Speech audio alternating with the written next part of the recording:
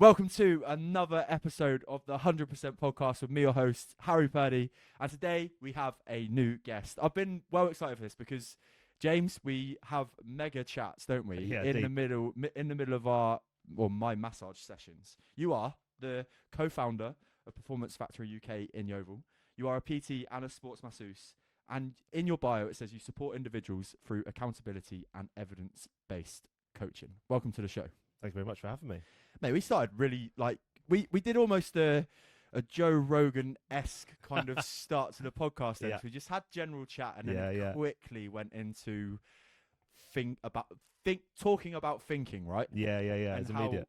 how your subconscious brain can have a huge impact on Yeah. how our lives are, what we think about, how we act, and all those kind of things. And the reference you made was from Morgan Freeman. And Morgan Freeman. Yeah. Did a clip on. I'm sure you can find it. It's on Instagram, and he's literally talking on a podcast. I'm pretty sure. So it's funny that we're here now. And he discusses about talking, and you can stop talking through your mouth, and you can actually have conversation in your brain. And again, what we were following just before we come on here was that's the hardest conversations to have, and that's where you go and where you start. We're going to go deep straight away. So yeah. And I think when I look back at my biggest challenges in life, whether it be overeating or when I was depressed, 2019, like when I'd labelled myself as depressed and anxious, was the conversations that I was having in my own head that I thought were like a knock-on effect of myself. Yeah. Whereas actually the key to these thoughts and feelings when you're not in a good place is remembering that those thoughts aren't you, and you can choose to be with your actions something that's completely different. Absolutely, there's two swings. And like negative thinking as such is labelled as of course a negative thing, but you can put a different perception on it, right? Yes. Well. So I'm again, all my clients will know how I am and again, you are a perfect example because you see me a lot with the massage. But I kind of go off three main foundations. So you've got optimism, realism, pessimism. Everything you go through. So I'll quickly use an example. So Harry's drinking a cup of tea. Yes, I am. Yeah, which is fine. So you can go, okay, so you can go optimistic. So, okay, so I enjoy having a cup of tea. I'm going to have a little spike of coffee. It's going to pick me up. Going to feel really good and make me feel nice and cozy. You can go realistic where, mate, he's just having a cup of tea. It's not too deep. Or you can go pessimistic and say, oh, you can't have that. Well, you've got to put sugar in it or not. Yeah. And you can immediately change between three levels so fast. And that's for everything in life. So you in the gym, when you're doing, again, we could talk about running, I'm sure, of you, because that's what you've been doing recently, but that's heavy. When you're in the middle of a long distance run, again, I can't speak on my behalf because fortunately, I've got clients that come in who are pro level, triathlete level, and they talk about this all the time. And if you're not willing to open the brain up to these conversations, which there's nothing wrong with that at the moment, because that's where they are in life, but the deeper you go and the more you can probe, you will have these conversations and you will want to pull yourself out.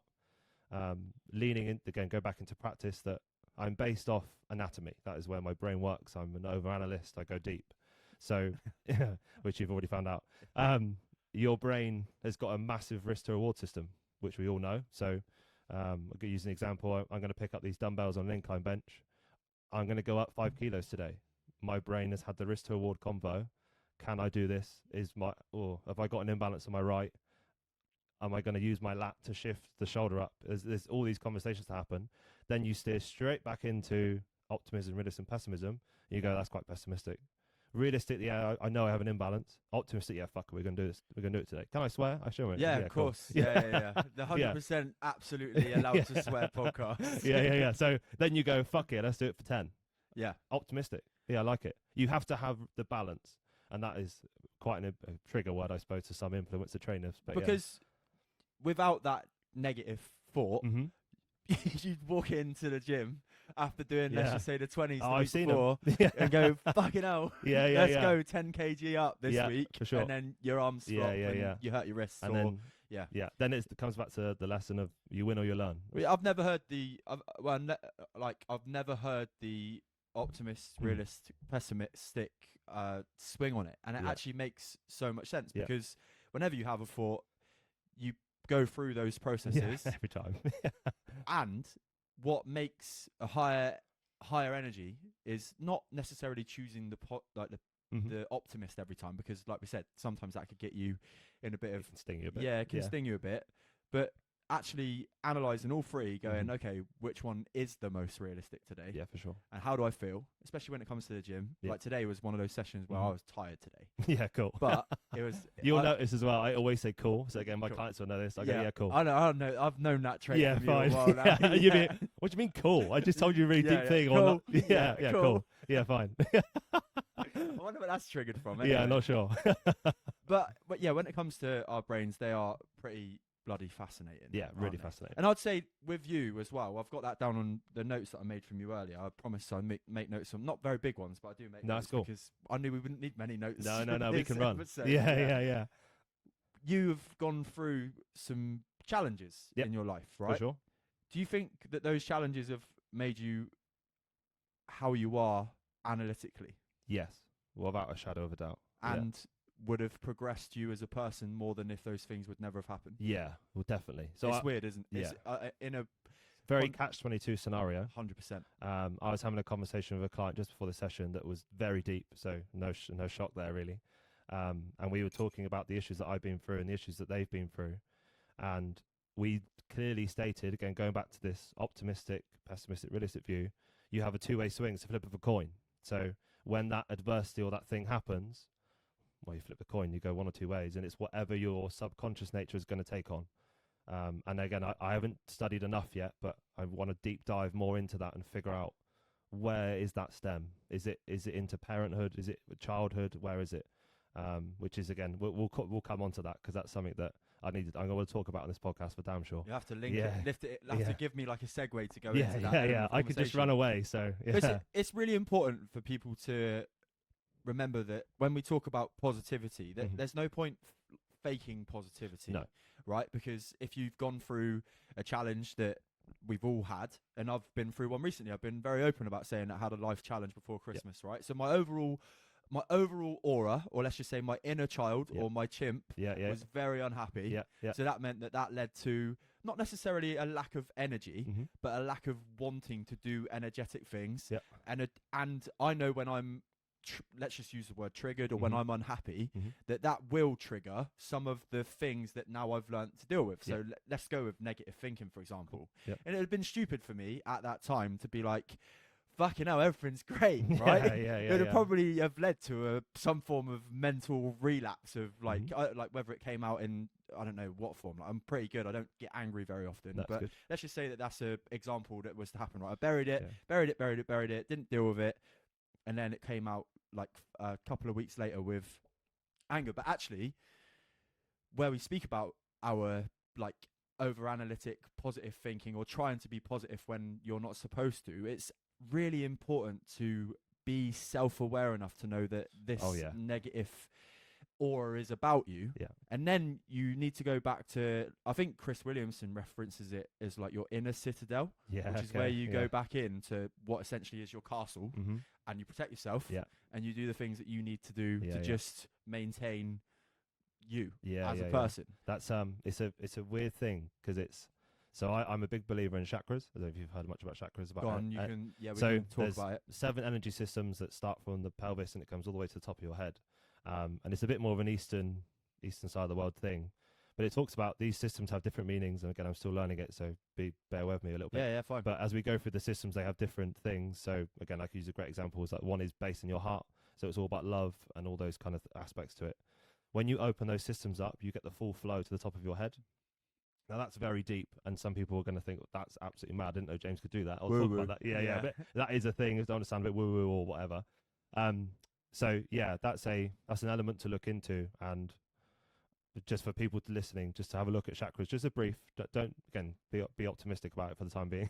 But yeah, so it's no different to looking at all of these kind of things that go hundreds of years back in time. Like breathwork's now become a huge thing in let's go modern pop psychotherapy or even just well-being.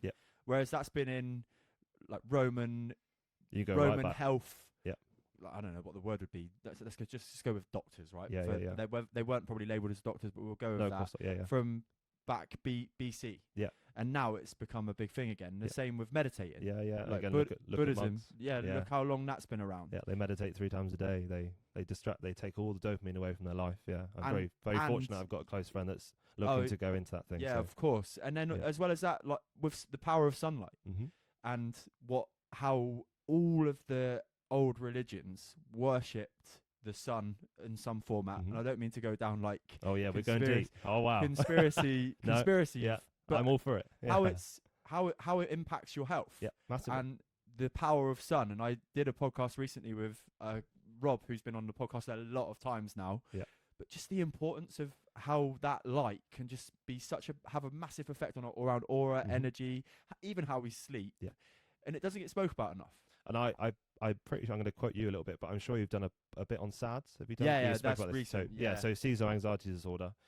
It's not a coincidence that people are naturally feeling down. I mean, I can look outside; it's pitch black. Yeah, it's cold, it's windy, it's horrible. Even with like what I went through like a couple months ago, having that situation happen in the summer. Yeah, way different. When the sun's out, you can pop down the beach. Yeah, that's right. Yeah, yeah. There's opportunity to be more optimistic but then I suppose then the opposite argument is the hardest times are built in these times. Oh, mate, like I think that's so big. Yeah. And when we go back to referencing yourself and me, like there's no way I'd be hosting this podcast today. There's no way I'd have helped the people that I've helped with my coaching if the challenges I had with my weight loss and my depression didn't happen. Right, my hardest times made me something else, and the hardest time recently is going to make me into something else for sure. Always going to learn.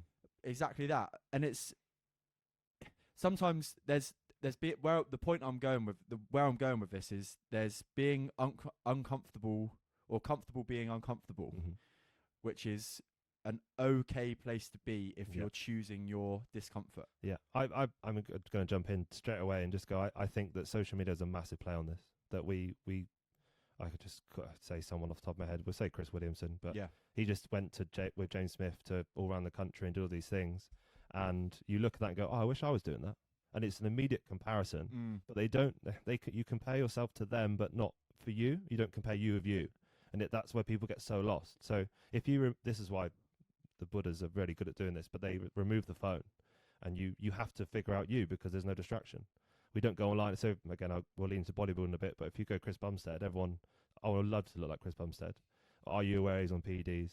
Are you aware that his level of where he is so high level? Yeah. His discipline is so high. He actually lives probably quite a miserable life at the majority of the year, but when he hits that peak, he's flying. Or when a girl says that they want a tush like Kim K. Oh yeah, and you're like, okay, cool. Well, give 60 grand. Yeah. And we'll go and have a chat to a private surgeon. Yeah. And again, I'm going to call it out, but I've had this conversation with a lot of females in my practice that you train your glutes so much, you get really bad hip issues and lower back issues because you forget about the rest of the structure. But and if you're doing high rep, right? Yeah. Like we're not building there, are we? Yeah, no. So yeah, I'm very old school in this way. Yeah. So I do like a warm up for the glute band stuff if you want to go that way. But I'm very big advocate of squat, bench, deadlift. Like get a good. Let's go. Yeah. And just if you can channel them and look at every variation, then you're going to have a good glute. Talking of which, my man has just come out of a very successful lifetime PBs. Yeah. So I'll get a shout out because he was programming me and coaching me through it. But Corey Smith was the one doing it for me. Yeah, I know my guy. Yeah. He's a monster. He puts himself down quite a lot, but he is one of the biggest lifters I believe in the area. He's the technical analysis he has from a client now, him coaching me. And I love anatomy. I'm an overanalyst, so he's been like heavy stimulation for me week in, week out.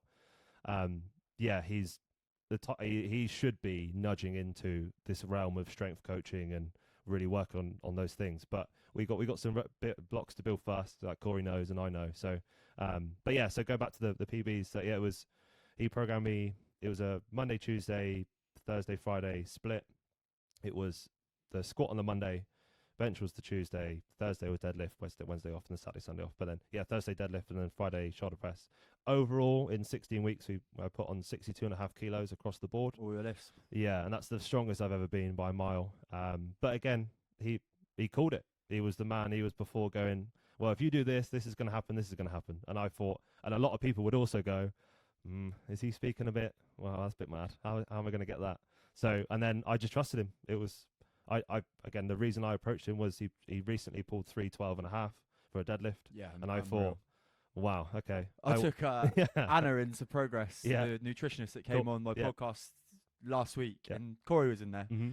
And I was like, this is Corey. He's one of the strongest guys in it. Yeah. You immediately go, yeah, that's the guy. Yeah. And we were just chatting, like the three of us, and he mentioned about the monster dumbbell Yep. press, and Just crazy. Yeah. Yeah. They're And again, so if you ask him on the deep level, he can give you every single breakdown of every single joint, every muscle that's used, how to do it, where your equilibrium is. He is so sharp. But again, I just don't think he has enough exposure yet. We'll get him out there. Yeah, here we go. Hi, So, Corey. yeah. He'll be listening for damn sure. For sure. But yeah, no, he actually said to me, he noticed that we were no, in fact, I think you may have told him in a session. Yeah, I did. Yeah. Yeah, so he knows. Yeah, he knows. But yeah, for sure. so Corey, I'll give him credit where it's due, and I'll sing his praise to the cows come home. That I am mentally and physically in the best place I've ever been. And it's been a hard ride. When we first started, I had those little pessimistic, we'll come back to the start, but pessimistic feelings.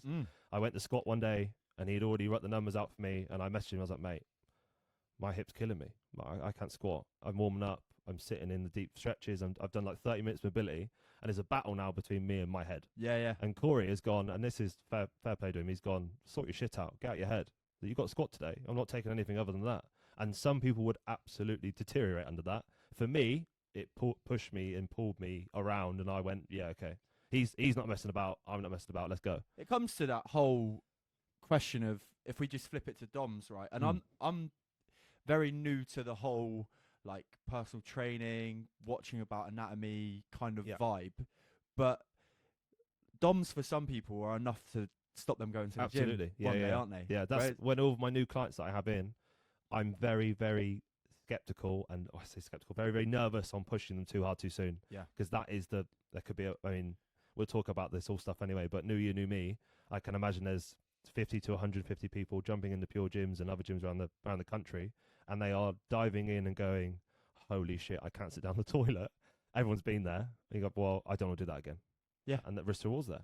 Your brain is going, no, thank you. I'm certainly not new year, new me, but I'm on my like, I don't know if you see my post today. I'm heading for a cut over the next 90 days. Really good. Yeah, publicly announced. I've not done a full. Let's go with fat loss target for a long time now. So if some of this comes off, like, I think I'll probably look the best that I've ever looked. But then it's like, from a personal note, I've always had it in my head that obviously I'm not going to be the kind of coach that's going to have and look like Action Man, right? Yes. Yeah. I'm not saying that I'm not going to look like Action Man after this 90 days, but I'm probably going to look as muscular as I've ever looked, just because there'll be a big composition change. Yeah. Especially if you do it well.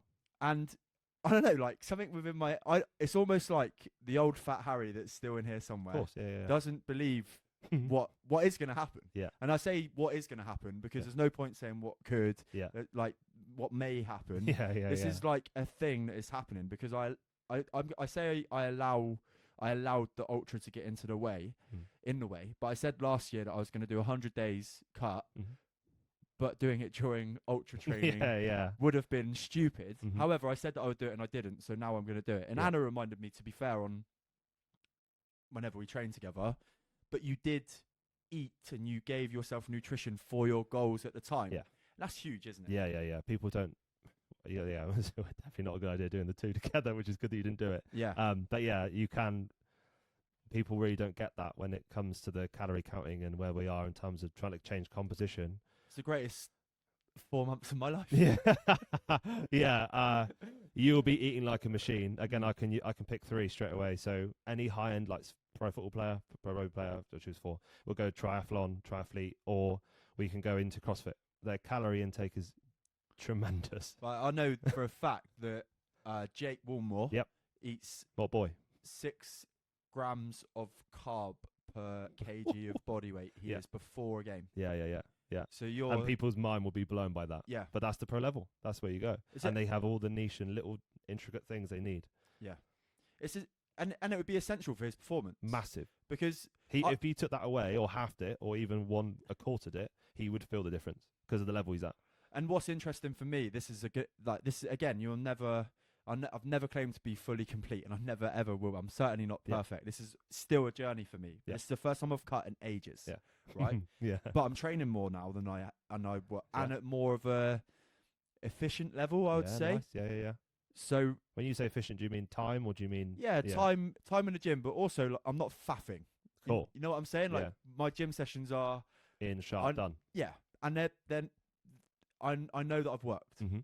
But alongside this is all publicly coming out today, so there's absolutely no getting away from it. I've got I've got a 1 million step target for the next 90 days, which is, I mean, it's just over 11,000 a day. It's not huge, but with all of that fuel being, I like the fact you brought that down. Yeah, the million is like, wow, holy shit, that's a million. Here you go, 11,000 a day. That's not bad. I'm pretty sure that's right. I've always oh fuck, he's been caught out. God damn it. I don't know. I can't. Like, off my head, I can't do that right now. Yeah, that's fine. So that's where we're. But no, that makes sense because if you take 2 zeros off a million, that's 100,000, 10,000. So that does make sense. 100% podcast maths of Harry. There you go, bang. Where was I going? Yeah, and it's the first time as well that I've really needed to be accurate, I guess, with calorie deficit. Yeah. So I've started. This is a good chat for listeners who are wanting to chase a fat loss goal as well now, right? Or weight loss, however you want to, whatever terminology. There is definitely a massive difference between fat loss and scale weight loss. Yeah, so you probably talk about this loads, but the thing that I'm targeting the most at the moment is 2,750 calories, and 240 grams of protein a day. Ooh. Around that, which is a fair chunk. Yeah. To minimize muscle loss during my cut. Yep. But also to hopefully not get me in too much of a deficit where I'm losing an unsustainable amount of weight. Now, what I'm going to do, again, for full clarity, is after 2 weeks, if my weight loss is dramatic, up my calories. Yeah, cool. Which sounds mad. Yeah, mad scientist. Yeah. I love it. Yeah. Because I certainly do not want to be promoting unsustainable weight loss during this period. It's got to be something that's going to be maintained. I certainly don't want to be. I know during a cut, yes, you're going to feel hungry. If I'm training hard, I'm going to feel hungrier. Yeah. But I don't want to be at a point where I'm like, my stomach is screaming at me. Yeah. And the beautiful thing is you've said why. Yeah. So a lot of people get lost with that. They go, oh, should I do this and do this and do this? But they don't ever self-reflect and go, why am I doing this?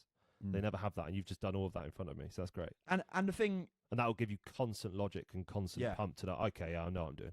And the thing is, right, when it comes to exercise, performance based, whether it be bodybuilding, whether it comes to weight loss itself, if you take logic and common sense out of it, you are on a get yourself fucked quick scheme, really, aren't you? Because none of the habits that you're going to be portraying without common sense or logic will be there for a long period of time. You wouldn't I've done weight loss, specific weight loss. I remember doing it was horrendous. I remember being sat in a theatre with my ex-girlfriend and her family, and they passed the Haribo down. I'm like, nope.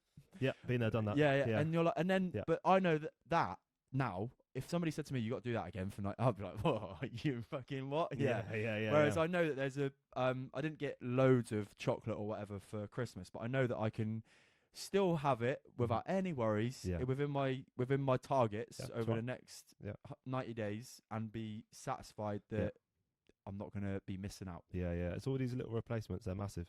So again, if you have a sweet tooth and whey protein with a little bit of flavour in it, it's probably going to do a good trick. Yeah. I'm still figuring out this little savoury trick because Pringles is kryptonite for me. So, mate. Oh, yeah. I've been in a surplus for 4 months, so I'm like, boy. I'm lapping it up. Hey, look, mentally and physically, best place I've ever been. Cheesecake. Cheesecake, Biscoff specifically. What would your Biscoff cheesecake? Oh, unbelievable. Is that like elite level food for me? Yeah. What else is in? If you was to say like, so it's really funny. So when I was in the surplus, a lot of I've put a bit of fat storage on. So looking in the mirror, you'd automatically, because I've done the weight loss, I've been there, I've got to really lean positions before. Yeah. The lowest I've got to is about 10.2% body fat, so I've got really low. Wow. This is when I was a lot younger. But yeah, so what I actually had day by day was near the same meal. I didn't. Maybe my discipline's a little bit different to everyone else's, but a lot of people hunt for the tastiest thing or the thing that is going to like fill them up a little bit differently. And I get it from that point because there is little elements you can try. But I simply had breakfast every day was oats with protein shake with a square dark chocolate in it. Nice. Lunchtime was some sort of scrambled egg on toast. It was never anything too punchy. Maybe a bit of avocado, nothing crazy. And then in the evening, it was normally like a burrito type food or like a chili mix. This is when you was This is when I was, dieting. yeah. And then the top up, Pringles and cheesecake. And that, funny enough, that those 2 calories together, they're heavy. Yeah. They'll chuck you Yeah. up. Christ, yeah. Yeah. Actually, this is proper. We'll go back more related to the conversation today. But Yeah, fine. I was going to say, are we going to go off the notes or not? yeah, nah, fuck the notes. Yeah, go full improv. Yeah, what was that? Oh yeah, obviously I started my on day one, first of the year, and Cool. there was 2 mini pork pies left in the fridge from Yeah, mega. Christmas, and I was like, I'll just eat them, and I checked the calories on them, and I was like, holy fucking shit, Yeah. they must have been 75% fat for the amount, and Oh, baby. so this is why, in my opinion, Mhm. you don't need calorie counting forever, Mm-hmm. but you need it to understand what fuel Yeah. or energy you're putting in your body at For the sure. start of Yeah. a journey. So again, to go back to my surplus, that I labelled the meals I had. There was no counting there. It Yeah. was go on the scale every week. Oh, I've gone up. Cool. That's what I want. Thank you very much. Yeah. Put it back under the shelf. I'm all good. And then go back again. Okay. Oh, wow, I'm still going up. Sick. Yeah. And it goes back in. If I go down, like, oh, okay, I need to eat a little bit more. That's all it was. There was no like specific count. That's old school. Like before all this, the calorie counting stuff and everything that you. And I know there can be a bad rabbit hole because some people will go. So I just got to go on the scale all the time and find the easy way out. No, calorie counting is like the most backed thing that is going to get you there. Oh yeah. But I get frustrated when people talk about that otherwise. But yeah, so so I did it old school way. And in your case, like you said, you have 2 little pork pies with a high fat content. And I think I was going to make a post on this actually over this week, but it comes down to the thoughts that people tell themselves, right? Oh, its language is mega. Because So the last 3 months of my life have been heavy. We'll go Yeah. into this. and you see, if you mention calorie deficit to somebody who doesn't like to believe the scientific evidence, Mhm. they will talk themselves out of For sure. getting into a calorie deficit, or even the fact of they had great intentions to Yep. do something. Let's just say on the 1st of January, whether that be going for that walk that's going to start their journey of losing a few of the Christmas pounds, or even let's be real, it's not Christmas pounds, it's pounds from 2023, 2022, 2021. Oh right? yeah. But they stop themselves from doing it because they think that the journey end point Mm-hmm. is too far away from where they are now, Yeah. so they may as well not start. Right, that's what goes through somebody says, "Oh, I don't think if they seen what you did Language. on a strength base, Mhm. oh, I'd love to squat 200 kg. That looks so cool. Or I'd love to pick up a 250. I got 235, attempted 240. Yeah, Yeah. 235 deadlift. Yeah. I can't do that. It's it's going to take too long. But Mhm. the question what I'd love for people to ask themselves Mhm. is, unless you commit to the action Yeah. of putting in the effort or work or task that you need to do to get to those goals, Yeah. unless you do that, you're never going to know No. whether it's going to work for you or not. Yeah. The curtain's pulled for you, unfortunately. Yeah. Yeah. So here's a good analogy that you start a new job. The first 3 months are rocky. Yeah. And anywhere you go, unless you've found the dream job, and then you start to go, okay, I get used to that. Your body can tolerate anything. Again, this is where it comes back into the massage work. But I teach people that your body can tolerate absolutely anything you give it to it. And people don't. People are like, wow, really? Yeah, genuinely. Yeah, your body's mad. Yeah. We can go deep. Yeah. Because it's the comparison again of I'm using this one a lot today, and I don't know why it's on the top of my head, but comfortably uncomfortable. Okay. Because you're comfortably uncomfortable in the gym, right? Yep. Because you're putting yourself through, like my session today, heavy leg press, Mhm. deadlifts without chalk because I'm an idiot and I left it at home. Nice, good work. Not good work. Like a high 9 RP 5 rep shoulder press, Yep. and then 6K on the treadmill, Yeah. right? Yeah. Hard. Yeah. But the comparison to that is Sedentary having pent up energy inside of Yeah. me Yeah. that needs to be used in some way Yeah. or another, Yeah. and feeling anxious. Yeah. That's uncomfortable, but you're uncomfortable Yeah. being uncomfortable. Yeah, for sure. So you need to choose your poison. Yeah, basically. definitely. Yeah. I mean, I wish again that maybe this will start to come out in the next 5 years, because people are on this massive trend, I believe, of figuring out their health. Brits are fantastic at leaving things to the last minute to fix them. People come in for me, massage, and they're in a terrible way. And I go, how long did you do this injury? Or how long have you had this problem for? Oh, 4 years. Why? Well, and then people, I never knew this was a thing. And then you go to the gym, you go, oh, I didn't think that lifting weights would ever do that for me. When there's so much studies now on building muscle mass and moving and the joint and the pressure you need. So, again, Mitch Hooper is a strongman who just won the world's strongest man last year. He's a physio in Canada. Oh, wow. And he blew my mind recently in a video, because he was talking about how, in terms of musculature, when you're in the gym, people believe that your joints and ligaments are built in blood flow. Well, they're not. They're built on pressure. So when you hold weights, that's the thing that is building them up. So that's why you see ligaments and tendons on runners, for example, and they're dead lean, like 2x4s. Yeah. They're solid as anything, because they deal with force pressure. How about that? Yeah, there you go. It's cool stuff. But yeah, so people think, again, there is an element of, yes, if you get the blood warm around it, body warmth will help, obviously, but that pressure is the thing that's going to get you there. And then again, I'm leaning into, I'm not a physio, obviously, but I'm level 3 masseuse and level 3 PT. But if a physio will probably come out and say, oh, I'm not sure, maybe do this, maybe do that. But yeah, I'm just going off that person's thing of the ligaments and tendons deal with the pressure. Yeah. And the pressure is the thing that's going to develop that massively. We need to speak about your day job. Yeah, of course. What are the things that you commonly see that people don't do enough of, or things that you see? How can people look after themselves from a muscular point of view more? So my biggest teacher, say person, that role model that I look into, is someone called Kelly Starrett. Starrett, yeah. So he's anyone, if you're interested in, say, the soft tissue mobilization side of things, so pressure into tissue, you have to watch him. He's been doing it since I was born. Like he's mega. And he's worked with loads of high level teams. He's been doing it for such a long time now. He is a massive advocate in getting people to move and sitting on foam rollers and going onto balls. And then, I mean, we spoke before about if you sit in a pigeon pose with a ball in your glute, you're going to feel it. Yeah, It's not going to be nice. But probably 3 big things I run into is the soft tissue mobilization. That will teach you to breathe, because it's really shit. I just had like a huge throwback of when, yeah. Because you do like a trigger. So again, we'll go back to, we'll bring in the wrist to award. We'll do it all through. If I apply pressure to your calf, hideous, that's going to go up into your lungs. It's going to surpass the lungs. They've all locked up. And then it's going to go to your brain. And your brain's going to go, please get this man off of my calf. And I go, in the practice, I go, just breathe. It's okay. We're doing it. We know why. We use logic. Yeah. We're doing this because there's a horrible clump of something in there. We need to really try and desensitize your area. So yeah, that's probably it. Breathing, soft tissue work, and moving is my big 3. And I think that covers every age. Yeah, because when we work together, and I've had, let's just say, those big clumps of shit in my muscles that we've worked on together, mainly my calves or my quads, right?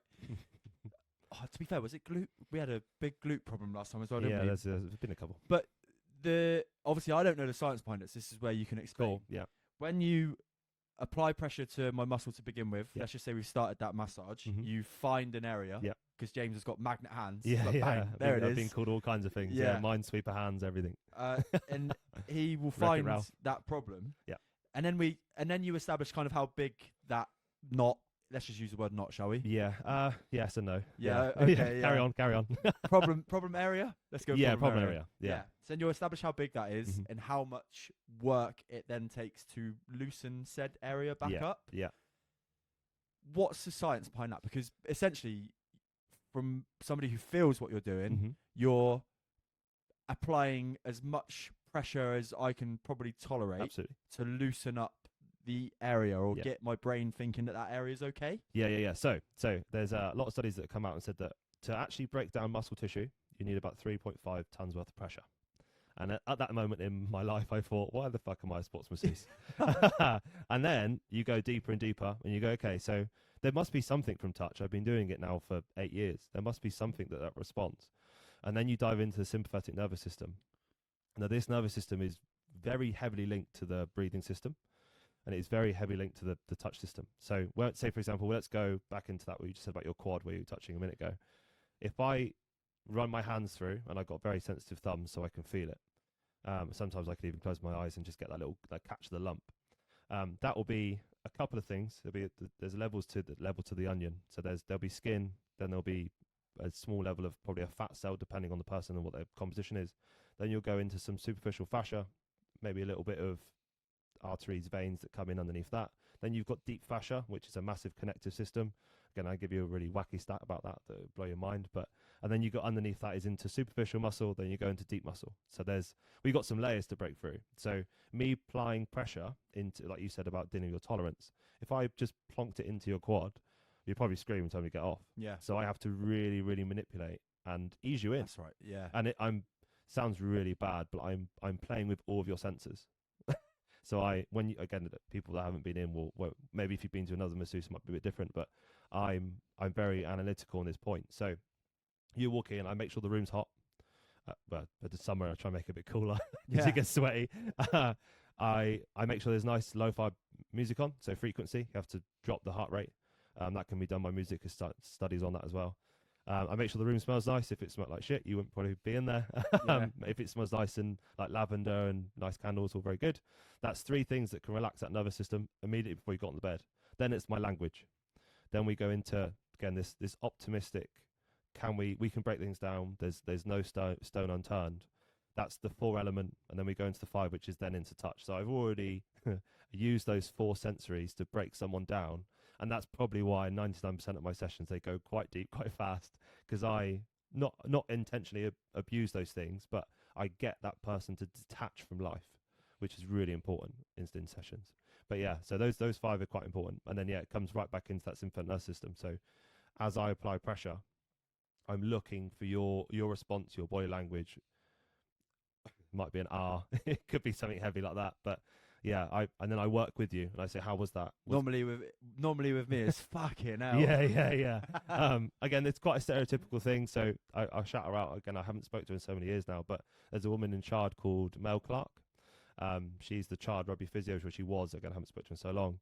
She is, it don't sound too horrible, but like 5 foot. Yeah. You would look at her stereotypically. So I'm big, 120 kilo, 6 foot guy. She is 5 foot. You 120 now? Yeah, 120. Yeah. Go on, boy. But hopefully not overweight. But yeah, anyway. So but yeah, and you would look at the 2 of us and go, depending on the person, I'd love to go with him because I reckon he's gonna chuck me about and he deal with my pressure. Yeah. That woman has got knives for elbows. She is very good at what she does. She's very anatomy based and she's very feedback based, same as me. That's why I learned all of my stuff locally, because I got sessions with her when I've had some injuries in my past as well. So I've torn my soleus, I've dislocated my knee, I've done lots of things. One thing, yeah, like rice now. Okay. RICE yeah, is subjective. Yeah. The guy came out and said that he got it wrong. Yeah, isn't that mad? Yeah. I can make sense from an anatomy point of view. So, for example, let's just use like those who don't know, rest ice compression elevation is the total go-to for any physical knock. I use the word knock, like muscle injury, whether it be pull or let's just say impact injury. Yes, right. So if we use football as a good example, you've got the ball at your feet, someone's come in the side of you, they've clattered your ankle. I've seen it so many times when I was at Wincanton Football Club. Mm-hmm. They blows up and they go, I'm just going to put some ice on it. Well, again, your body's amazing. So it's inflaming for a reason. Making itself hot for a reason. It's doing it all for you. And then what the guy was saying was to bring the pain down, this is true, because, again, anyone's been in ice baths, it does desensitize the skin, which makes you feel tighter, and you don't have as much feedback into that position. But yeah, if you put some ice onto a swollen, horrible, sticky spot, the change of immediate feedback is the thing in your brain that goes, oh my God, that's so nice. Okay. Yeah. So there is something there, but it's not what it was originally designed for, which was to help with the healing. That's what it was labeled as. What it actually does is constrict the blood flow. Sorry, just whack the cable. It heard that. Yeah, fine. Yeah. I said at the start, does this muffin catch anything? I'll just whack the cable. Yeah. So it constricts the blood flow in the area, which then means it actually can take longer to heal, which isn't great. Yeah. So the rest thing, great. Ice thing, I would probably. So when I was at Wincanton Football Club, I did pitchside first aid for 5 years. I had to learn on the job because I came straight from college. I was quite young. Went straight under Chris Wise, and I got a passion for this stuff. So I was hunting the web to find these things, and all the lads look at me like, that's really weird. So he just chucks an ice pack on, but he wants me to heat it. Then he wants me to do, oh, can you get a compression, actually wear a skin? Can you do this extra stuff? Can you move it? Like, why? What do you mean moving it? Yeah. Rest, ice, compress, elevate. So that is put that injured area into a sedentary point where it doesn't move. Well, that's all changed now in the last 10 years, especially from American studies, where it says actually icing's okay, heat's probably quite good, compression is good. Try and get that thing moving as much as possible, because the joint is going to allow you got to get things out. Your body's working, let it work. Isn't it insane that kind of, it's almost like the guru way of explaining or not explaining, healing injury is now not the Yeah, it's guru mad. Yeah, thing. yeah. But it's like, what is incredible is the whole heat to ice element of recovery now, right? So if you was to talk about the positives of that on muscle injuries. Yeah, so there's a recent study that came out talking about if you ice after. Have you seen this? Yeah. So yeah, a lot of people are like, oh, fucking no, something else has come out. Yeah. So it says about icing in the morning before you do anything, because if you ice after, again, when you're trying to recover from sessions, what's the thing you need? You need blood, you need the nutrients from what you've eaten to push into these things, and the protein that's going to help you heal. Very simple. So if you're then constricting everything with ice, then where's the travel system? You're causing the motorway to clog up. Is it not Rogan does ice after cardio, heat after Yes. hypertrophy? Yeah, that's right. Yeah. Because there's a massive element of, if your blood flow is pumping around your body, and it's obviously it's going to go to extremities and come back into organs. If you're adding the heat element, it's going to help you breathe, which everyone needs to help with their breath, because people can't breathe. It sounds horrendous, but they can. Yeah. There's another thing I talk about nasal breathing, but that's a different thing. But yeah, so getting you to breathe and then applying a higher level of blood flow around your body is going to make you a recovery machine. You can recover from everything, I believe. I think that is any injury.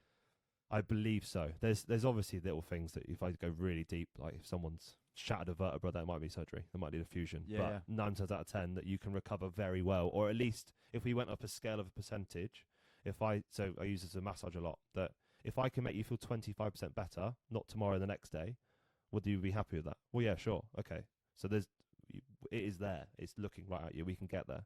For people who are assuming they want the 75, they want it to be better. Well, and this actually links back to something I was going to say earlier, right? With your whole block with Corey and hitting new PBs. Yeah. You gave Corey loads of credit, and quite rightly. Yeah. He is insane. He's insanely strong.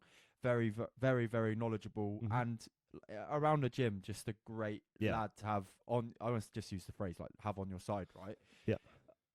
But you did the work. Yeah, true. And yeah.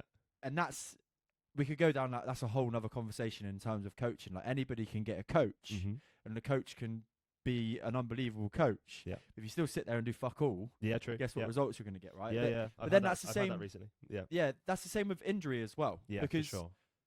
like, and I'm going to throw myself under the bus here. You put a story on about it. So yeah. I'm as well, not the whole cut thing, but I'm the whole injury. Yeah. I was referring back to when you said about if I tell you to stretch. Oh, sorry. Yeah. I thought you were like, I was like, fucking all right, James. Elephants don't forget, Harry. Yeah.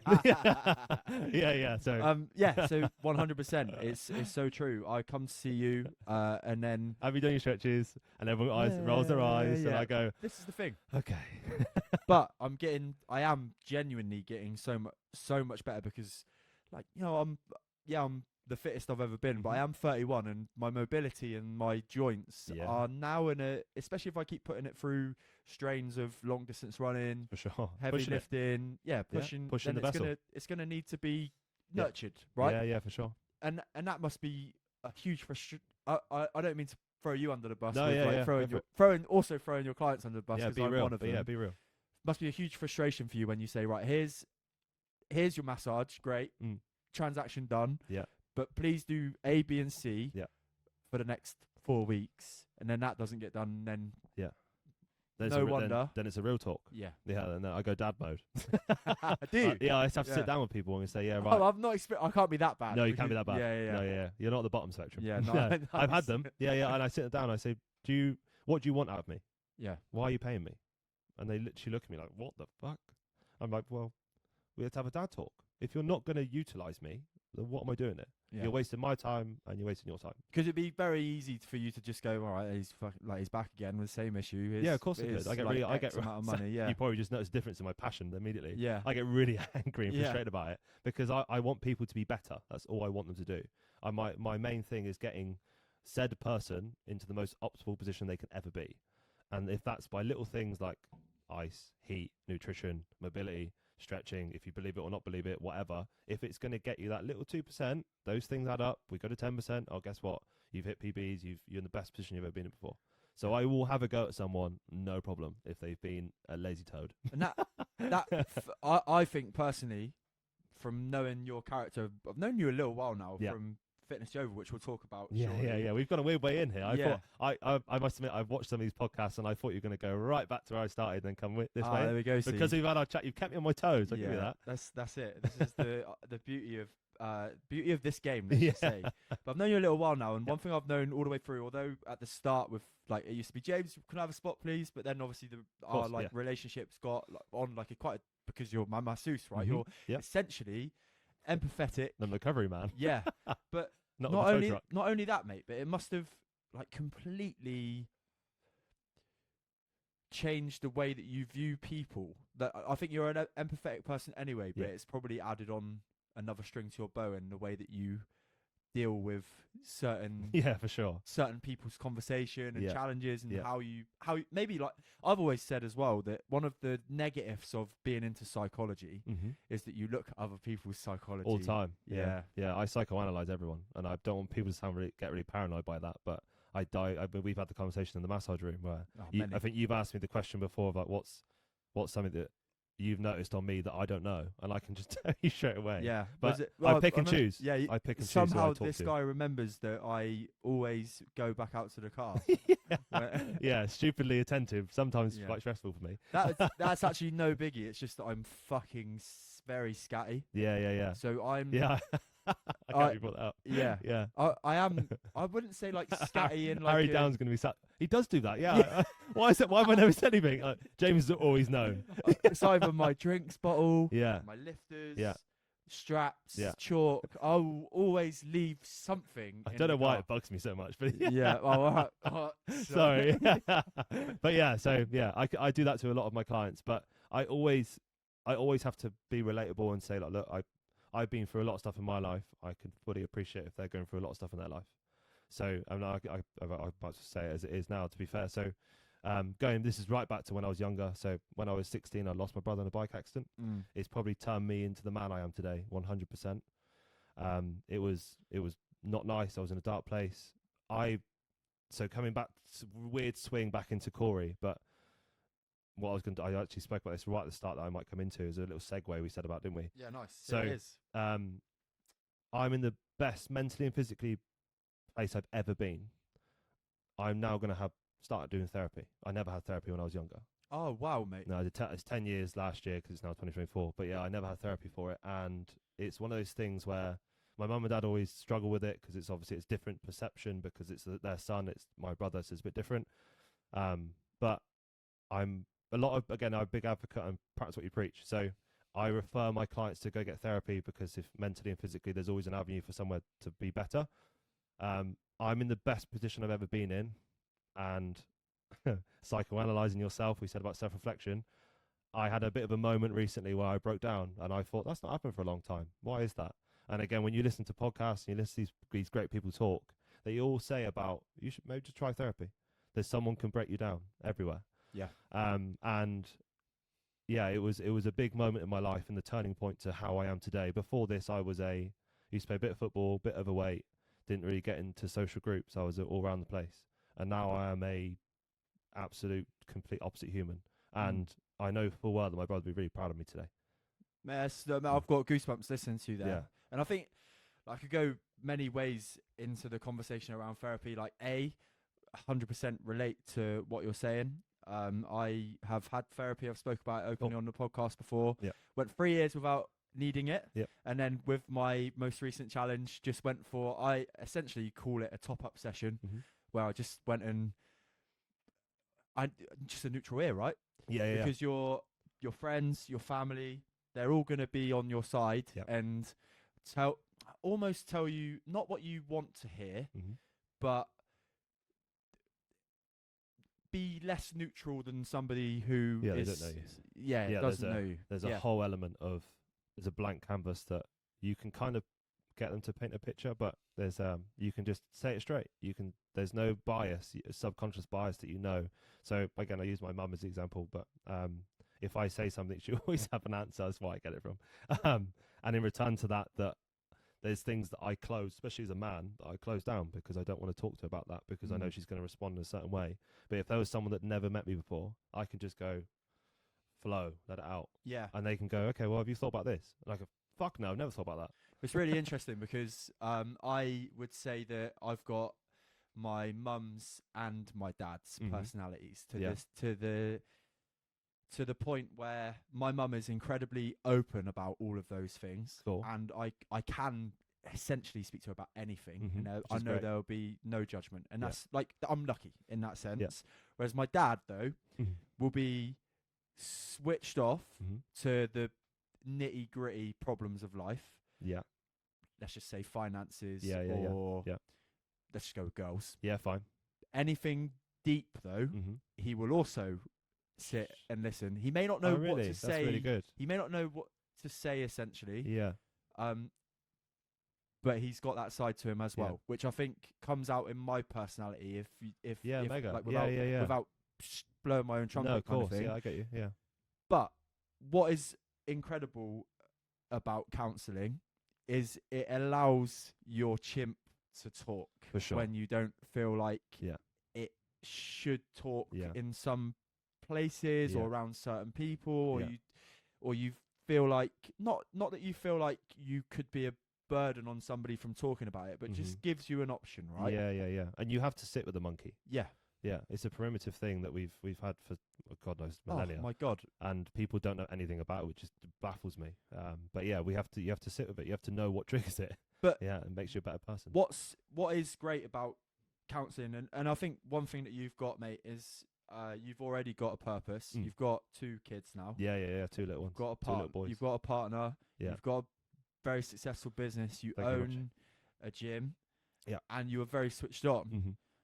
So you're going to, I essentially, I'm speaking on, not putting words into your mouth, but you're essentially trying to go and unlock a new level of, let's just go self-awareness. For sure. So come back to the chakras.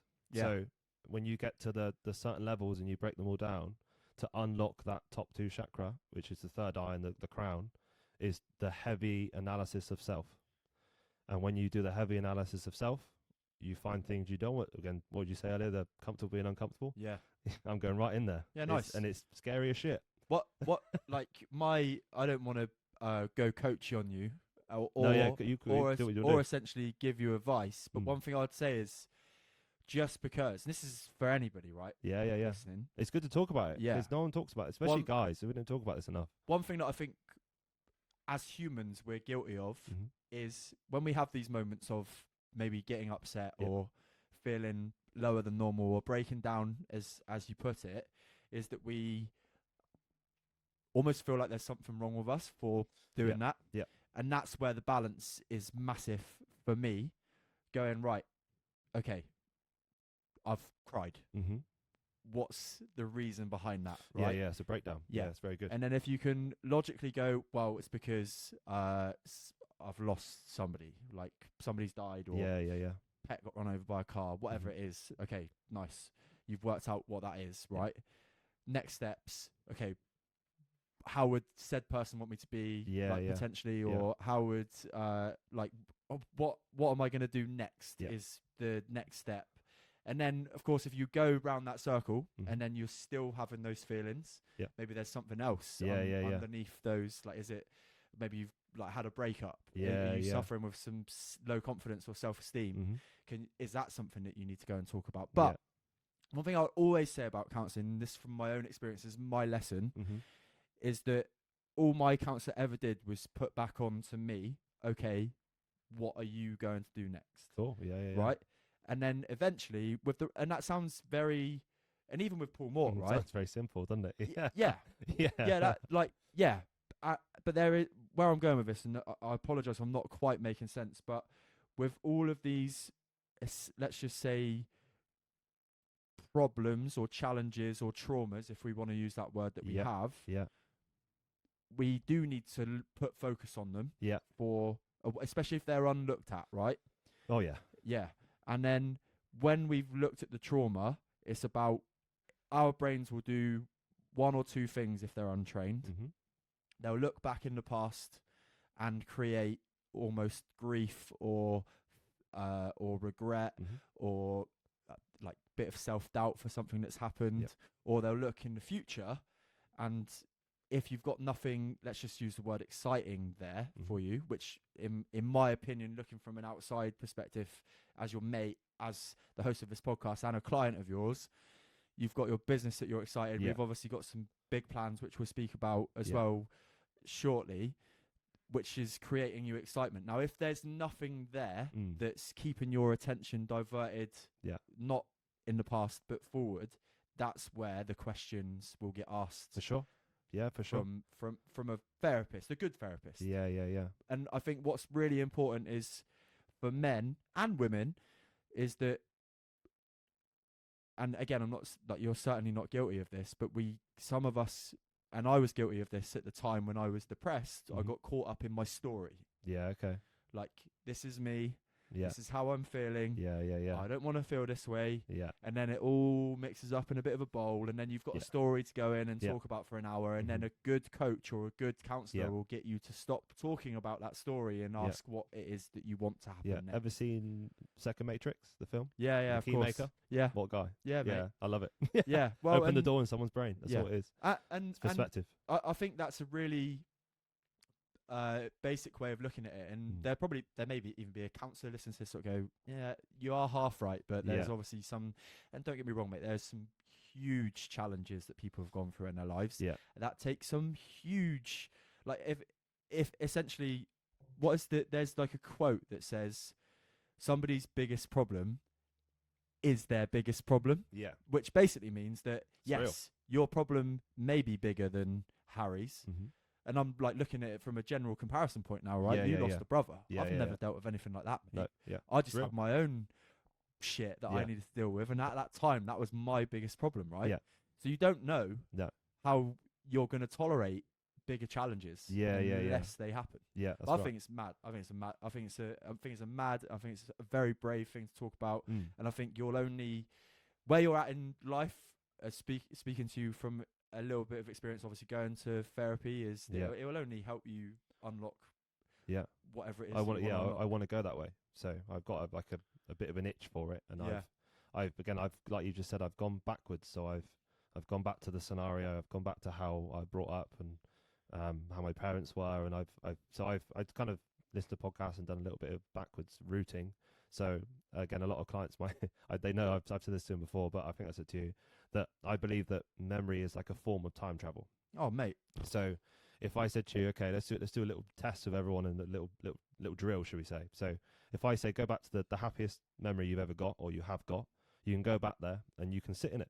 You can you know exactly what's going on. You know all the sensors. You can play and do what you want to do. If I say go back to the saddest moment, because we unfortunately live in quite 9 times out of 10 a pessimistic view at the moment, especially society, then you can go straight back to the negative point, and it pulls up all that emotion. But what I say to people is that when you go back there, you go back with a digger and you pull up all the soil. Yeah. And when you pull then it's down to you to put the soil back. You can't just go back there, rip it up, and then you have to find present. Because if you're not in present, then where are you?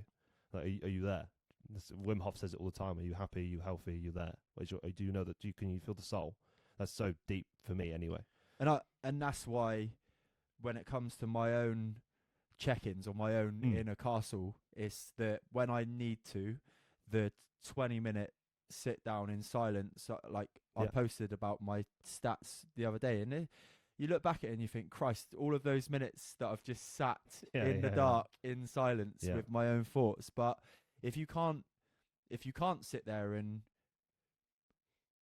accept those conversations that you were talking about earlier, the ones that happen without you even knowing that they're going on, without being in fear or without pondering what's going to come up in your brain next, or maybe you've got like some kind of intrusive thought that you're not processing at the time, and you're just distracting yourself with, like, it could even be something as simple as I literally hate my job, right? Yeah. But you distract yourself enough from your hours of getting up in the morning to going to work, to coming home, eating dinner, then you bang Netflix on for 3 hours, and then you maybe play the Xbox, and then you're on your phone, and then you fall asleep, if you can fall asleep. Yeah, it's heavy distractions. If you're No wonder it builds up, because you've distracted all the way through the hours. and then I say people wonder, but then it's no surprise why after a good 3 months of just burying what essentially is your inner self, your chimp, your child telling you that something's not right and it's unsettled, that you have to deal with it. You have to deal with them face on sometimes. Yeah. And then there's a huge element of like egotistical point there, isn't there? That if someone isn't willing to self-reflect, is that ego? Is that a hide? Is that what? Again, I go deeper, but what is that thing that is blocking that door? And again, because a lot of people that maybe they don't want to be told they're egotistical. If I said to them, it's like the dad chat that I said about when I have with my clients, do you think that's an egotistical point of view you've taken, that you don't want to help yourself? And you say, what do you mean I don't want to help myself? Well, you've just answered the question. So you want to help yourself then? Because you picked up me. Very spiritual there. So Peter Sage, who I've had the privilege of watching live, Mm-hmm. it goes back to even religion as well. Yeah. So there's essentially, this could trigger people on this podcast. This is like where the beliefs get challenged, and this is how essentially I've switched my mindset, not to like a higher level, but just how I've had to change the frequencies, right? Between the thinking within my brain. And there's essentially a level of consciousness, which is the bottom, which is everything happens to you. Yep. Have you ever heard of this before? Yeah, in your physical form. Yeah. So, challenge at work, this is happening to me. Girlfriends broke up with me, this is happening to me. Boyfriends broke up with me, this has happened to me. Car's broken, this is happening to me. I haven't got any money, this is happening to me. And then obviously, because you think it's happening to you, the world is giving you these negative things. Everything's against you. And obviously, like with all of those things that can build up, you can see why people may live on a negative frequency. Then it's about learning, or if you want to choose to learn about that, and then switching it and saying, right, this is happening for me. Which I think you've done subconsciously through your life, mate. So the last 3 months, I made a conscious effort to change my language in my life. So that, and again, it's subconsciously, I think it's happened anyway, but I noticed it way more because I just self-analyzing and going deep. That the smallest things, like if you can line up to that, I know you listen to this music and being attentive, but if you go into the gym and you put some rap on, listen to the lyrics. Oh yeah, I know, mate. Yeah, so bad. Do you know what I think? I think even Paul Mort mentioned that the other day. Yeah, I'm not surprised. Yeah. And then if you go, okay, so like you just said, things are happening to me, and this is like a victimized thing, isn't it? Yeah. And then you go, okay, so I use the example of my partner, but sometimes she makes a comment about herself, and I said, oh, language, and normally people will go, well, I didn't swear. Yeah. No, what your language to yourself? Oh, mate, huge. Yeah. And I go, so why are you talking to yourself like that? And until you call it, no one knows. No one is everyone's oblivious to it. But what's like really interesting is that when let's just say I drop a carton of milk downstairs. Yeah. Right. Silly twat. Yeah. Fucking hell. Yeah. 100%. And then you go, oh, actually, it's okay. Monkey. Like, yeah. It's all right, pal. Yeah. Don't worry about it. You're gonna get some more milk tomorrow. You'll be fine. But then, on a more serious note, if those thoughts that you're having within your head are, you're not good enough. Yes. There's a very fine line when you start to go into depressive. Yeah, and that's where the therapy line and the consultation of pulling you away and go, right, okay, let's really break this down. Well, and also I think what people need to understand is I still have moments where, especially now, dark, like the days, and obviously with challenges and stuff, like I said, it unsettles the chimp, and then the negative things start. But now I can catch myself. Yeah, that's right. Yeah, and that's taken 3 years of practice. And then eventually, that you're never not going to have negative thoughts. Of course, they're always going to be there. So again, we can go into the Western world right now. That I believe that what's the saying, that we is it live to work or work to live? Well, we want to live to work. Yes. No. We work to live, so we go enjoy life. We actually do the other way. And then with that comes money, stress, all these things. So no wonder you're pessimistic. if you listen to the news enough, there was. I'm just going to pull out today because it really pissed me off. I'm not going to lie, and I told my missus to turn it off immediately. That there was a story of a guy, a young boy that got. Do you see this? He went to France with his I don't know to do. It's good work. Went to France with his mum, and he stayed there for 6 years. And the news labelled it as he's missing. And then when they went into it, because they've caught you now, he's missing. Okay, fine, I'm in. What do you mean he's missing? What do you do for 6 years? Yeah. Where's the logic there? And then you went, oh no, I went to see my mum. I didn't want to leave her, and I worked in a construction site. So you didn't go missing. So why has that language happened? Yeah. It's crazy. And no wonder people get like sucked into it. I think Peter Sage, going back to him as well, CNN he calls like constant news negativity. Oh, like, it's so yeah, bad. yeah. But I've made videos on it. Like what we feed ourselves. Yeah. This not just what we put into our mouths, right? This is, like, to be fair, terrible example tonight. Sat here, drank 2 caffeinated drinks, but Yeah, fair play. Being What- vulnerable. yeah. Yeah. What we drink, and Yeah. to be fair, I'm more referencing how much alcohol we're putting into our Yeah, systems, or yeah. high And- sugar And drinks, look, food as well. There's food, what we listen to. Yep. I mean, you've mentioned rap music. Yeah, like I don't. To be fair, I don't listen to this whole like trap music No, stuff. cool. Which is basically essentially people talking about stabbing and yeah, all yeah. that kind of But stuff. this is the isn't it? thing, Yeah. right? Because you're in the moment and you want to get up for the gym, you listen to it. Yeah. So when I was doing this, we'll go back to the strength block. I was listening to Slipknot and Lamb of God and Disturbed. Like I was heavy in my head, and it was constant noise. As soon as I turn it off, I listen to Fred Again, Adore You, because the lyrics are I adore you about 3,000 times on repeat. Yeah. And then you just get along with it and you go, yeah, I like that. And then you say, I adore you. And then subconsciously, you've nailed it, mate. You're saying I adore you to you. But Paul comes out to High Hopes Yeah, cool. by, who is that? Panic at Disco? Believe so. Yeah, and like I've got so many on my playlist now that are just even Titanium, like Yeah, by yeah, Sia. yeah, It's yeah. just like one of them that's Bit just powerful. Oh yeah, Yeah. hugely powerful. Yeah, so for yeah. I am this thing. Yeah, like, and and you want to be that. Going back to what you said, that we're not saying for people just to suddenly drop every bad language that's in there. No. It's subjective to where you are. So if you're already in a bad space, like you said, the negative trains happen, and then suddenly so I use this example quite a lot. You have a breakup, you're in a bad way, you're constantly missing them, then you listen to sad music and things about relationships, and you think, God damn, why am I so sad? Well, figure it out. Like look at your environment immediately. What we're listening to. Even if you continually are on your Instagram, Heavy. and the search page Mhm. will pop up with what you don't want to fucking see Yeah. at that Scary. point in time. Yeah. And then Yeah, of course that's there. why am I, yeah, of course. Yeah. And then you're like, yeah. and then you're sat there scrolling, personal example, and you're thinking, God, I feel shit. Yeah. And then again the training comes in, because I'm lucky to have had it Yeah. and have worked on myself. I go, stop yourself here, Yeah. That's right. boy. Yeah. Put the phone down. Yeah. Do something that's gonna change your attention. Yeah. Essentially, that's what it is, right? Yeah. If you put attention on how you don't want to feel, or if you put attention on things that are sad, Mm-hmm. if you've only got to think about when you watch a movie, Yeah. something sad happens, how do you feel? Sad. Yeah, Not really happy unless like you're sadistic. Marley and me, everyone says, oh, yeah. it's oh, like one fuck of the me, that broke Yeah, me. God damn. exactly, right? yeah. So you do that to yourself Yeah. over Yeah. and over and over and over again, whether it be negativity on social media, negativity on the news, negativity with how you talk to yourself, negative music, Yeah. low frequency, low wave stuff. Mm-hmm. Your brain is You gonna can only quite take so much negative. quickly slow down with it. Yeah. Yeah. And then when you learn there's I suppose a law of positive and negative.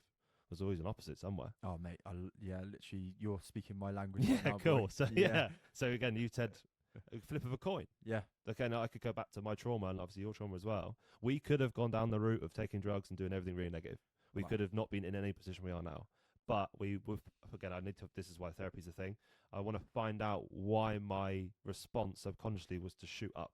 I want to know where it stemmed from, why it was Don't there. don't Yes. deem it as a negative, I guess. Yeah, Is yeah. what I would say, but Yeah, it will be interesting. yeah. But And I do yeah. believe people have a choice. I think that you can sit there, and that is training. That is not.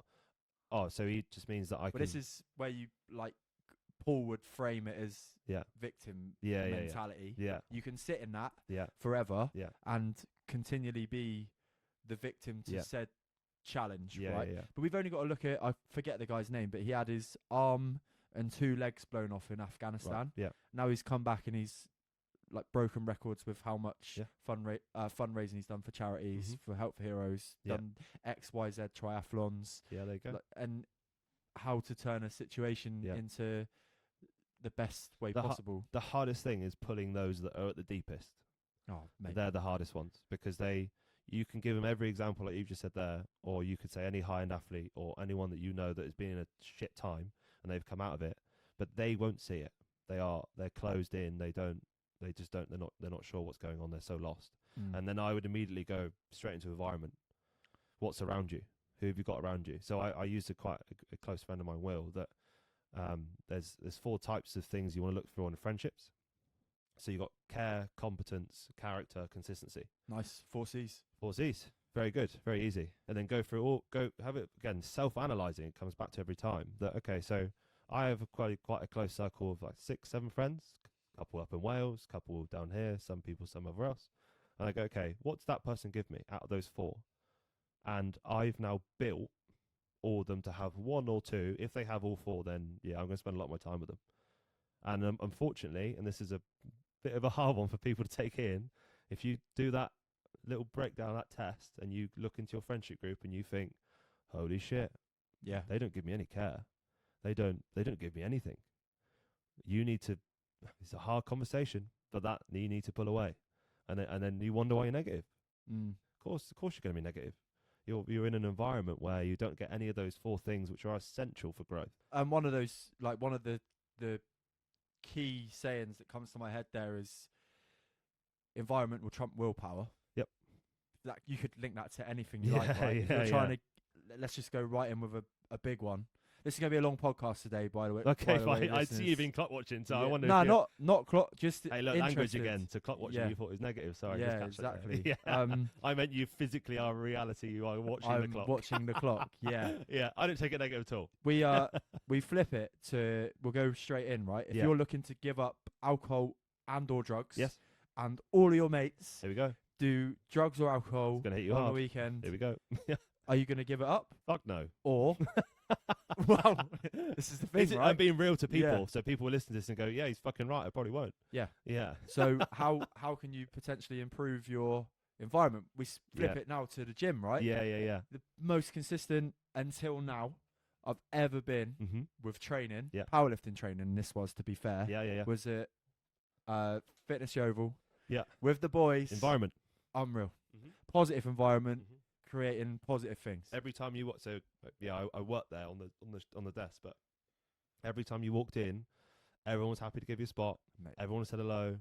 Everyone cleaned up after themselves. Everyone won That was the cleanest gym I've ever. yeah, it's mega. Yeah. Yeah, and I'll give the boss owner for that the credit for that. So because he was quite sharp on it. I know some people would take that and probably run and go, "Wow, that's just surely stupidly high standards." We had a checklist to run every hour, but when you have standards, that is your respect of yourself, isn't it? So we followed it, and every single member when they came in, fuck me, this is the cleanest gym I've ever been in. Yeah, it's meant. And we're in the middle of Yeovil. The plates, Yeah. mate, they were like Yeah. magnificent. And he was on us a lot, but that I don't. Again, you win or you learn. So I've learnt from that because sometimes I didn't agree with it, maybe too sharp, but that's not too bad. Now I've learnt that that's not too bad. If I've got my own place one day, would I want people to clean and be on top of it? Probably, yeah, because it's just a nice feeling. If you come in and it's all over the place, environment. I got to go find the 20 plate. Yeah. Well, that's annoying. I know it sounds stupid as well, but on the like the in between days between Christmas and New Year, I Yes. literally purged this place, Okay. and how it made me Yeah. feel Yeah, good mentally work. was so bizarre. Yeah. Like almost like a little weight, like I was Lift. like, yeah, less shit. Yeah. So, a really random twist, but I used to work in a rental management. Oh yeah. So it was a company called Elkington Childs. The owner was called Gav Childs. People in Progress will know him because he's a big, strong boy. Lovely guy, nice guy you ever meet. And one of the oldest tricks is someone had a bit of mold in their house. Clean up, open the windows. Oh yeah. Yeah, and everyone's like, "What? Really? Yeah. Really." But Just needs yeah. airflow. And then when that feeling of getting airflow is mega. Yeah. And then we come back we can go into primitive nature again because getting fresh air on the skin and getting the house clean and making it Huge. feel different. So Yeah, but yeah, that makes a lot of sense. You had that little lift on your shoulders. Yeah, it is bizarre. Just what these little actions we can Yeah, do, tiny little how things. it can have on our overall mood. But when it comes to environment as well, Mhm. the other thing the second part of it. So it was environment always will trump willpower. Yes. Willpower will always get beaten by your environment. So if there is something you're trying to do, whether it be even if it's dry January, right? Mm-hmm. For the next few weeks, if you want to meet your mate who loves a sesh, Yeah. you're gonna tell them that, yeah, no worries, mate. I'm gonna catch up with you, but we're gonna go Starbucks Yeah. for a chat. Hard conversation. Yeah, Because it depends how they are. That you could test their character. Because if they ever go, Chris Williamson said this. He said, he was the only one that said, I don't want to go out anymore. I don't like the hangover feeling. I don't want to do that. And all his friends are like, what? he started drinking again though recently. Is he hasn't really? Yeah. Okay, Yeah, I didn't know that. Yeah. And vaping, which was bizarre. I just Yeah. didn't expect. I wonder those to have a look into his environment. at the moment. Yeah. I'll give him a dad talk. It Wouldn't take long. Yeah. But yeah, so go back into that what you were saying about the person, that having those hard conversations are really important as well. And you have to do it for you. And people go, oh, you're so selfish. Not really, because There's no such thing as a selfless act, right? what's the outcome of being selfish if I'm doing positive for me? Yeah, okay, fine. Positive. Yeah, and like when it comes to all of our life's challenges that involves other people, the biggest lesson that I learned recently was that people will always do the best for themselves, Yeah. regardless of what you fucking think. Yeah. And it's so Yeah. true. Yeah, for sure. It's so true. Anyway, the second point of it Yeah, was sorry, yeah, we've run away again. Yeah. your network Mm-hmm. is your net worth, Yes. Yeah. which I mean is something on the 2024 agenda for me personally.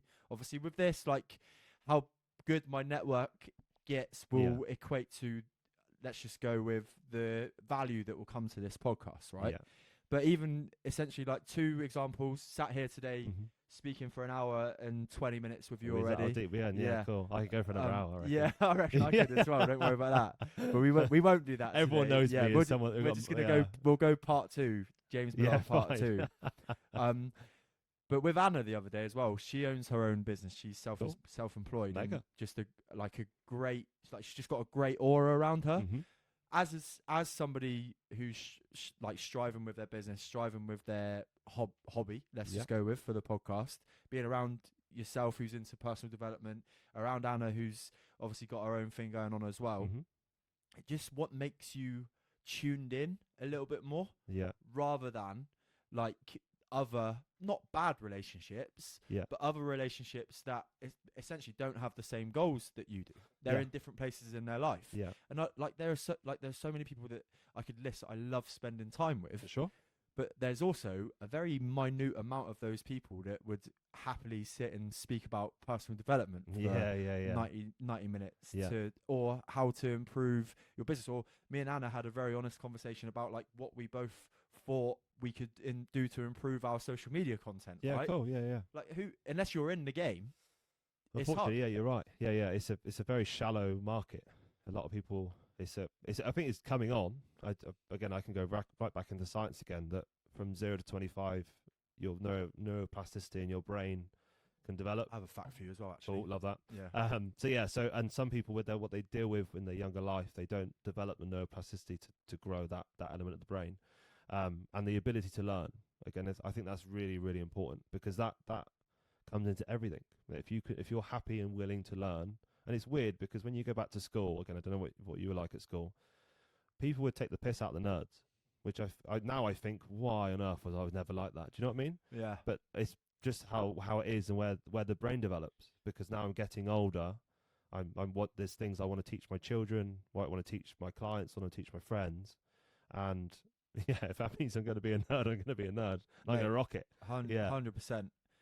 And with kids, I do want a kid one day. Yeah, I'm nice. not scared to We admit can go that. Elon Musk. He's got 12, and he's some of that. Has he? Yeah. He's big on the human race.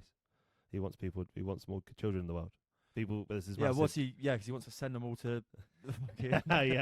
How deep? How big do you want to put the tin hat on? Yeah. Yeah. So there's these big advocate of people having children. But they And reckon that the population's actually decreased. yeah. Yeah. So I'm a big advocate in people having children if they're in the right position and in the relationship. Yeah.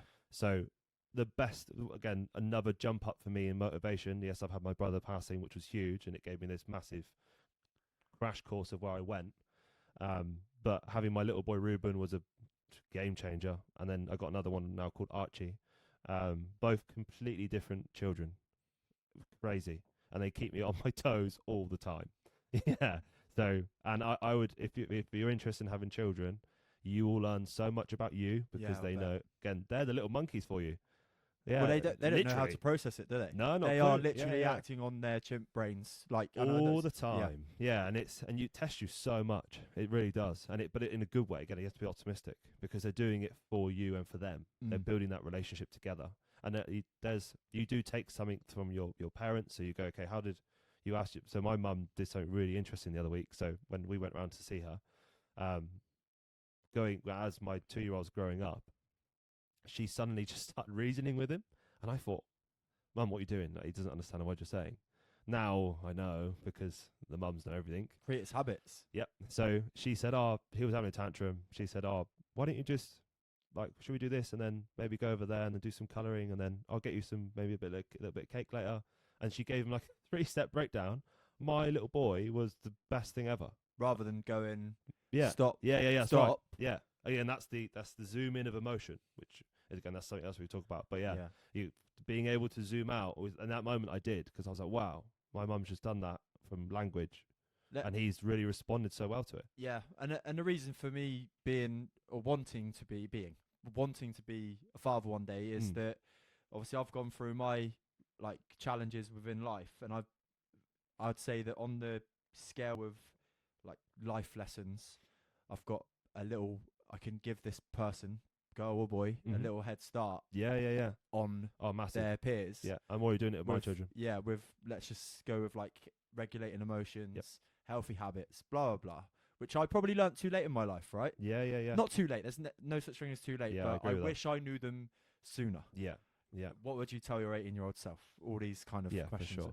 And if I can do that to somebody who's my child who's growing up, and they know by the time they're 18, here's what Dad would have said at this age. Yeah, it's a very it's powering that. Yeah, it's quite a empowering. nice place. And I know like it sounds really weird. And James Smith was the first person that I heard ever say this, but he's got a sister. So he's the only male part of his family, which if his sister gets married, obviously they'll lose the surname, and if he doesn't have a child, Yeah. does that make sense? So like it's almost like a legacy that you're That's right. leaving. Yeah. And I think like if you can leave somebody that's is a nice human Mm-hmm. with good human traits on the planet as parting gift, then happy days. Yeah, for sure. Yeah, I want to teach my children everything that I know and more. And like, so for a little example, so my Ruben has my brother's middle name. So sorry, not my middle name. He's got his first name as his middle name. Oh yeah. But he has no idea what that is. He has no idea why I get sad at that moment. He has no idea the backstory to it because he's 2. Yeah. But one day I would teach him, and again, he would never have met this human, this now entity, but physical body of a person who had all these great memories of great people. But I can give him the best story about him. I can give him all the great things. I can tell him exactly why he was my brother and what he did for me. And that's mega, being able to do that for someone, and especially for my little boy. And when he gets old enough, I can really break it down for him. And I'd love to be a teacher one day again. But yeah, so I think that's a beautiful way to finish up with my final 2 questions. Yeah, cool. for Yeah, today's pod. we're actually going to follow some notes. Yeah. Well, do you know what? These are essentially the 100% questions. Okay, right? fine. It used to be the 11 questions to finish, but Yeah. we go to these We've narrowed. 2 finishers now.